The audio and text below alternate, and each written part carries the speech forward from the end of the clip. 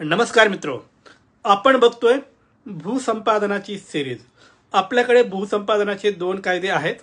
एक आहे 1894चा भूसंपादनाचा कायदा, ज्याला आपण जुना कायदा म्हणतो, आणि दुसरा जो कायदा आहे 2013चा भूसंपादनाचा कायदा, ज्याला आपण नवीन कायदा म्हणतो। आणि 1/1/2014 पासून हा नवीन कायदा लागू झाला आणि जुना कायदा जो आहे तो आता लागू नाही।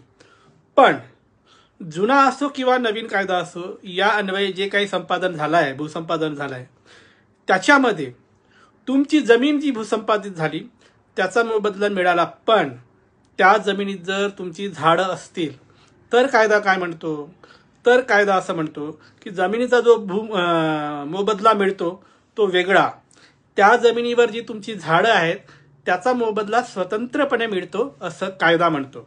बरं, मग हे जे झाडं आहेत याचा मोबदला देताना निकष काय लावतात? तर निकष हे आहे की पंचनामा झाला पाहिजे। मग पंचनामामध्ये काय आलं पाहिजे? पंचनामामध्ये 10 फुटापर्यंत उंचीची जी झाडं आहेत ती वेगळी, आणि त्याचं जे खोड आहे त्याचं मेजरमेंट द्यायचं असतं। दुसरं जे आहे 10 फुटापेक्षा जास्त पण 20 फुटापर्यंत उंचीची झाडं आहेत त्याची एक दुसरी कॅटेगरी, आणि त्याचं जे काही खोड आहेत त्याचं तुम्हाला मेजरमेंट पंचनाम्यामध्ये द्यायचं असतं। आणि तिसरं 20 फूट किंवा त्याच्यापेक्षा उंचीची झाडं आणि त्याच्या खोड्याचं मेजरमेंट। अशा पद्धतीने 3 क्रायटेरियामध्ये झाडांचं मेजरमेंट होणार आणि त्याप्रमाणे मग तुमचा मोबदला ठरतो आणि त्याप्रमाणे तुम्हाला मोबदला दिल्या जातं।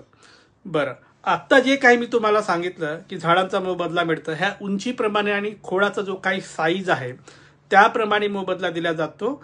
सब घोडे 12%, म्हणजे सगळ्या झाडांचा मोबदला एक समान असं ठरत नसतं, तर पंचनाम्यामध्ये असं क्रायटेरिया वाईज त्या झाडांचा पंचनामा केला जातो आणि त्यानुसारच तुम्हाला मोबदला दिला जातो किंवा मोबदला ठरवला जातो। आता हा मोबदला जर जो कोणी भूसंपादन करणारा अधिकारी आहे त्याच्याकडून मिळाला तर ठीक, जर नाही मिळालं तर रेफरन्स केस जी डिस्ट्रिक्ट जजकडे जाते, तुम्ही तिथे हा मोबदला मागू शकता। आणि जर रेफरन्स केसमध्ये म्हणजे डिस्ट्रिक्ट जजकडे हा मोबदला नाही मिळाला तर हायकोर्टातून सुद्धा हा मोबदला मागता येतो। कोणता मोबदला? झाडांचा मोबदला। कशा निकषावर? त्यांच्या उंची आणि त्यांच्या जे काही खोडाचं साईज आहे त्या निकषावर, पण याचा पंचनामा असावा लागतो तरच हे मिळतं। बरं, आता मी जे काही सांगितलं त्याच्या अनुषंगाने काही जजमेंट आहे का? हो, जजमेंट आहे। जजमेंटचे डिटेल्स मी खाली डिस्क्रिप्शन बॉक्समध्ये देणार आहे, ते वाचून घ्या।